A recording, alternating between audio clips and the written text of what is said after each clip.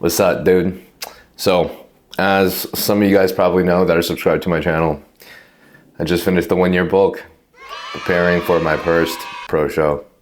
So, finally, year's over, and been a fucking amazing experience. Learned a lot of things along the way, of course, and I thought this would be a cool little video to put a little cherry on top at the end of this bulk, and I guess just be a little transparent and open-ended about some of the things that I used during this process. I had some comments that would be like in the, in my Instagram posts or like in my DMs, or at least people just telling me in person. It was definitely a common occurrence where people would be like, dude, you look lean, or like a funny comment would be like, Niall's bulk is my cut or something. And that could be for a lot of reasons. And number one for sure is definitely calorie count, right? And the thing is, what makes it so surprising is that like, I was a fat kid when I was younger, right? So I've always been an endomorph my entire life. So I always had to restrict my calories significantly in order for me to lose weight. So as a lot of you guys know, like there was like 3 years where I tried to stay as shredded as possible, and I was posting a lot on Instagram and TikTok during this time, which I think most people will probably know me for. But during this time I was eating like 1900 calories, man. I was starving to death. So my calorie maintenance was probably, I think it was, I'd say safe to say around 2500 when healthy. And I was eating 3200 calories at the beginning of this bulk and not gaining very much fat at all. So, and this obviously increased. So I added in these peptides, or these things that I'm about to talk about a quarter of the way through the bulk, and I did notice some differences. Also, sorry for my messy place. I'm about to go on like a little walk. So, my typical cycle, this is something that I don't really want to talk into depth about, but I'll tell you guys, obviously, test base was about 500, and then I added Primo on top of that. That was literally, honestly, just the entire bulk, which, yeah, I feel like maybe I could have done something more, but considering this is my first real, like, bulking cycle, I wanted to start from the basics. Basics not being trend this time. Not that I've done trend before, but it will probably happen if I'm shooting for the Olympia stage.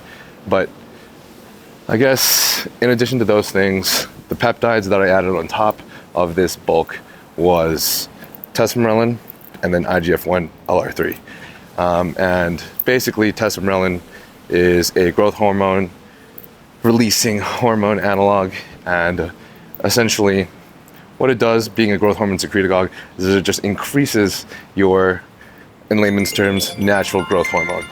It is time for my fucking next meal of protein. Yeah, basically it increases your natural growth hormone. So, which is obviously, as many of you guys know, your endogenous production, not your exogenous. So this isn't like injecting actual growth hormone. This is an analog. Tesamorelin, which is the growth hormone increaser, is famous for noticeably reducing stomach fat, which is an insane function, right? This is like what a lot of people, I guess, normally want, at least look for. I mean, some people will probably put their fat in other places, but I think most people want to reduce their belly fat. So that's why Tesamorelin's been really famous.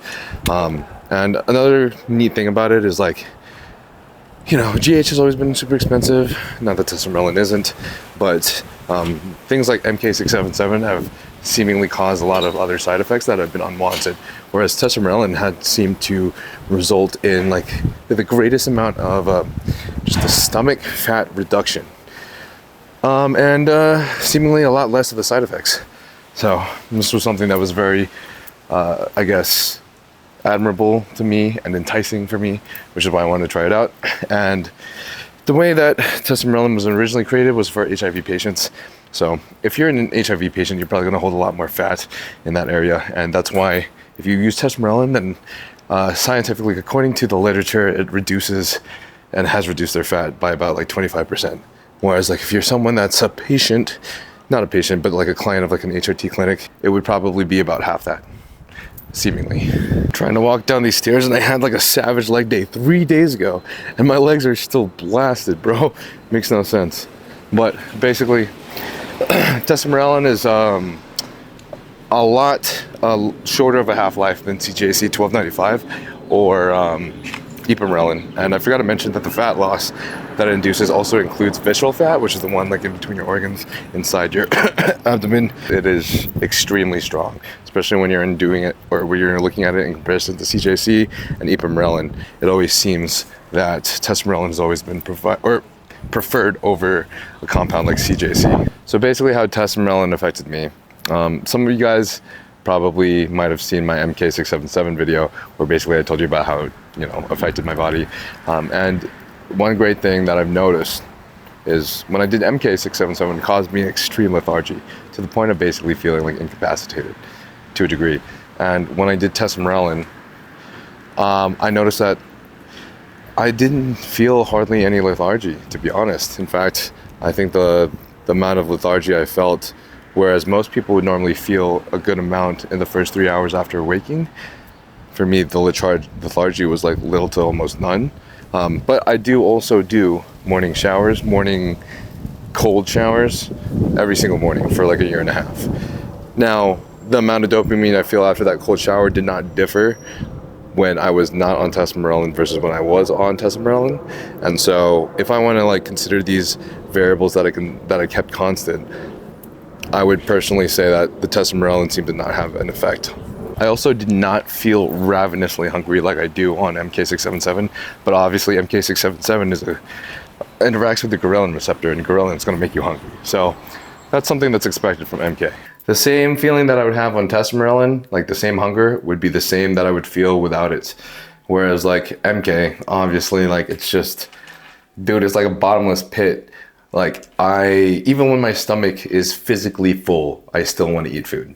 And maybe that could help some people with bulking, but for me, it was something that was just distracting, dude. Like I would just be looking at the pantry for the entire day. Like one of my friends noticed his stomach getting smaller and his abs getting tighter in 2 to 3 weeks.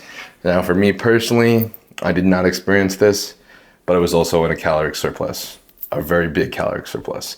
So I started at 3,200 calories. And the thing I noticed is that after I included Tesamorelin to the bulking cycle, over the course of the next rest of that year, I was increasing my calories to 3,700 to 3,800 calories. And to my surprise, the entire time I did not have any increasing accumulation of belly fat. It seemed to me like from all the pictures, all the progress shots, even weighing myself on the scale as the scale slowly went up, the abs did not change. And that was like crazy to me because a year is a long time and that food is a lot of food. And obviously my how much calories I burned and needed in order for myself to grow increased because of the compounds I was on, right? Like Test, Primo, definitely increased, but adding the Tesamorelin on top seemingly also helped in addition to that to maintaining like a lower body fat percentage and maintaining abs throughout the bulk. So that was nice. For me, I didn't notice any significant increases in blood sugar like I did on MK. MK was crazy, bro. It just blew my mind. But on Tesamorelin, I noticed the increase in blood sugar was about on par with that of 2 IUs of GH. And I know that because I was doing, at one point, I was experimenting with 3 IUs 5 days a week of GH without Tesamorelin, and this averages out to 2 IUs every day. So from the comparison, it seemed to be about the same with blood sugar. And I also did get my genetic testing done. Basically got my raw data from 23andMe and put it into Prometheus. Looked at all my genetic predispositions with a buddy of mine, and we discovered that one of them basically stated that I have a slightly higher average blood sugar than most people, which sits at about 93. That was about where it sat throughout this bulk on Tesamorelin, which I imagine would be higher, especially because 1, I'm bulking and consuming more calories. 2, I'm on a growth hormone increaser, which I would expect to increase my blood sugar at least a little bit. But the entire time I was around 93 with very rare and occasional abnormalities of like being above 100 and lower than 80.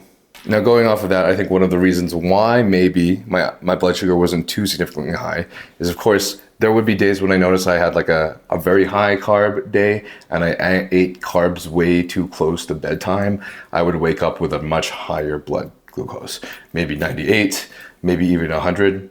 But whenever I would take IGF-1, LR3, for like a day, it would bring that down significantly the next day. I feel like it would normally be around the 80s. So this seemingly helped. It is insulin-like, so that does make some sense to a degree. But going off of that, with IGF-1, LR3 being the second one. So basically, LR3 being that new modified version of IGF-1, which is insulin-like growth factor, is released primarily in the liver with the stimulus of GH, growth hormone. So it's pretty essential for bodily functions, including burning fat, reducing swelling, building muscle. And this is like a thing that, if you look into the bodybuilding community, a lot of guys have really enjoyed using with the belief that injecting IGF-1 LR3 and IGF-1 DES particularly, even more particularly, especially locally, into the muscle that you want to grow will help that muscle grow even more. So it's almost like everyone's little play toy, but of course, you gotta be careful.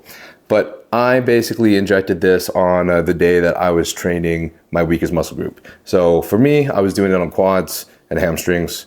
And then at one point, I think I started doing it on triceps because I really wanted to bring up my arms.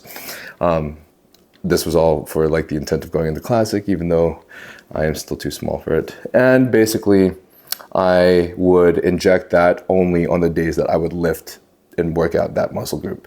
So I ended up injecting IGF-1 only once to twice a week, more often twice a week, and at 25 micrograms, which if you look at the literature, if you look at the literature, look online, 25 micrograms is always the bottom of the range, seemingly, for what people take. I guess 25 up to 50, and then like really intense, crazy bodybuilders go from 50 to like 100. But I've had some very credible and educated people tell me, do not go to 100. It was a little bit hard for me to tell whether or not this contributed to lipolysis. I think personally, maybe because I was injecting a smaller amount and I was only doing it twice a week. And then I also didn't do it in a project that was separate from Tesamorelin. I did it stacked onto the Tesamorelin at one point, a little bit after I started Tesamorelin. So I did a good 5 weeks of Tesamorelin, then I added the IGF-1. Unfortunately, I think the amount of weeks, at least for me personally, I couldn't tell a difference in lipolysis or the burning of my fat, but I could tell you that I got some crazy fucking pumps from it. And it's probably because I consumed at least 50 grams of carbs with the injection. And I would take it like right before my workout. So by the time I got to my workout, I like just felt like all this glycogen just shot into my muscles, and I just had this fucking skin tearing, vein popping pump. It was just filthy and nasty and dirty and just grimy. And something else pretty nice that I noted is that I had been taking BPC periodically. So when I added Tesamorelin and IGF-1 into the mix, I personally noticed a nice compounding effect. So basically these compounds together for me was a pretty nice combo to stay lean, seemed to have little to no joint issues, and recovered faster than using BPC slower. So it was basically like a super awesome healing and recovery compounding effect.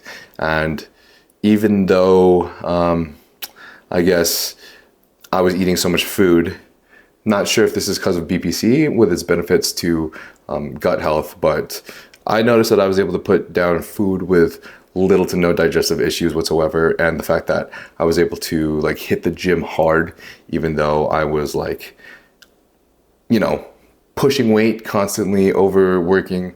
I did encounter like an exertional headache at a couple times, so I know that I was training pretty hard. I didn't really have very many joint issues or pains. It was overall a really good bulking experience. Now, one negative thing about Tesamorelin and one disclaimer that I'd like to set is that performance definitely has a price, especially top quality performance. So Tesamorelin, unfortunately, is respectively expensive. I see it as pretty damn expensive myself. Now, if you look at it in accordance to, I guess, the benefits that you receive, there's not really any other product like Tesamorelin. So if you have the money, then you have to, or you don't have to, but like it's probably worth. But it's definitely more expensive than CJC, MK, Ipamorelin, and I think because of that, the lure to look underground, go for UGL stuff is something that is very common. But after I learned about what a lot of these UGL products consist of, especially the UGL peptides, I realized that I personally would just not take it at all. Like if I had to take UGL because I could not afford pharma grade, or at least something that was definitely pharma grade quality for sure, 100%, I just would not take it at all. Basically, like especially back in the day, underground labs would do things such as like spike their GH with antidiuretics just so you believed that what you had was potent, which means that they could really have made that GH anything. And according to More Plates, More Dates, we experience like these crazy abnormalities in our blood works whenever we're taking like underground labs. Like he has seen spikes in C-reactive protein from like 0.3 up to even like 40, which is a huge fucking deal. So while these compounds are no steroids, seemingly they did help the gains to a degree in the long run. But in the long run, so you're not going to see any crazy, at least I didn't see any crazy like mass trend shreds or shit like that. But looking at all of this as a whole, now that the year-long bulk is finished, I just wanted to like basically share this experience with you guys. And 2 of the substances out of the 3 substances are luckily put on sale for like a 25% off sale. But it was for this entire month. And unfortunately, I am posting this video at the end of the month. So I think you guys might have a little less than a week left. So most of you guys watching this video are not going to be watching this video within the next week. Like the MK-677 video, I think, I don't know if I got like maybe 10, I don't know how many people, but considering it has like 470 something thousand views right now, there's like 5% of that population that watched it. But anyways, long story short though, if you guys do watch this video and you are interested in taking advantage of that sale, Transcend's link is below.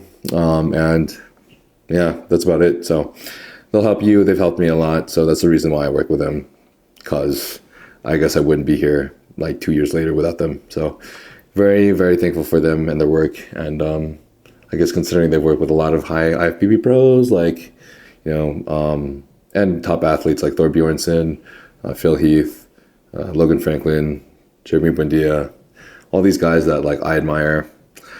I'm just like, you know, some of this stuff is really good information. So hopefully my experience had enough value to add to y'all's anecdotes. I'm assuming maybe you guys are probably searching for like, I don't know, Tesamorelin experiences so you guys can decide if you're taking it or not. Or if you guys have tried it yourself, then I would be really interested to know what your experiences were, and if you had anything in common with my experiences in the comments. So appreciate you guys for following along my journey with me. It's always been amazing to have you guys here, and I literally wouldn't be here without you guys. Like, you guys are the reason why I can do this, and it's the reason why I can pursue my dream. So I have nothing else to say, but love you guys. Oh, and also if you want to support the boy, Young and Lay's clothing, which is the shirt that I wore, that's code Nile for 15% off. And then Huge Supplements, also code Nile for 10% off. So love you guys, and I'll fucking see you guys next time. Peace, homies.